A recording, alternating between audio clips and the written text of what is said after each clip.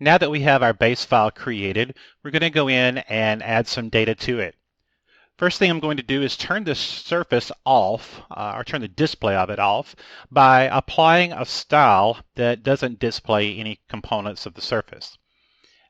Now that we have it turned off, we have a somewhat cleaner drawing to work with, and it's time to import some data that we received.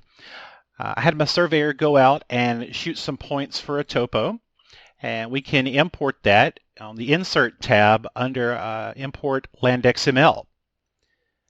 I'll pick the XML file that contains my survey points and open it. I'm going to leave everything here set to the default. There's nothing that needs to be changed. And go ahead and click OK. And now I'll see that my points are imported into the drawing. If we zoom in to take a look, you'll see that we have quite a few points that were shot that we can use to create a surface. They're a little crowded, so I'm going to change the annotation scale. And this is going to change the size of my points without affecting anything else. So I've got some break lines in here, so let's see if the surveyor sent us any kind of break lines. There should be a drawing. There we go. We have a survey break lines drawing. So let's go ahead and open that and insert it. I'll make sure you explode it up on insertion so it'll actually convert into 3D line work. Looks like I have a boundary and some break lines here. Let's take a look at these. These are actually feature lines. They do have elevations on them, so they'll act as break lines when I insert them into the surface. Let's go ahead and create a surface by right-clicking on Surfaces in Tool Space. In Prospector, select Create New. We're going to go ahead and give this a name. Going to call it Field Survey. And we're going to give it a style of, let's do contours 1 and 5 meter background. And I'll click OK to create the surface. And you'll see over in Prospector that our surface is now populated. We have it in there. Now it's time to add some data. I think the first piece of data that we're going to add, of course, is going to be the points. We're going to add those via a point group.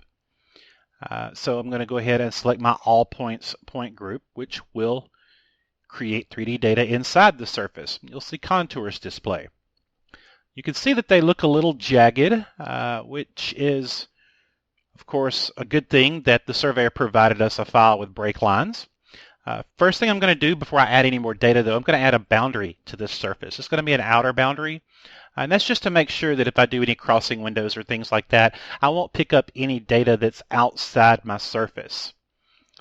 It'll be fairly significantly easy to spot if we do put in some incorrect data that's outside the surface. So I'm going to add the break lines and go ahead and do that window crossing that I was talking about. And you'll notice that we have some errors pop up. And if you take a look, you'll see that we did pick up our boundary when we did the window crossing. So I need to find that particular break line. And it's easy to pick up on and notice because it has the fewest vertices of any. So I'm just going to delete that one. And you'll see that our out-of-date icon is displayed here on the surface now. So I can right-click and select Rebuild Surface. When I do, the surface is rebuilt and we have more accurate contours than before. Everything, the break lines have straightened out our contours. Everything looks good. Let's put this up into a 3D view and just see what it looks like. Once we look at it in 3D, you'll see that our motorway shows up very well, as does our local road over to the west.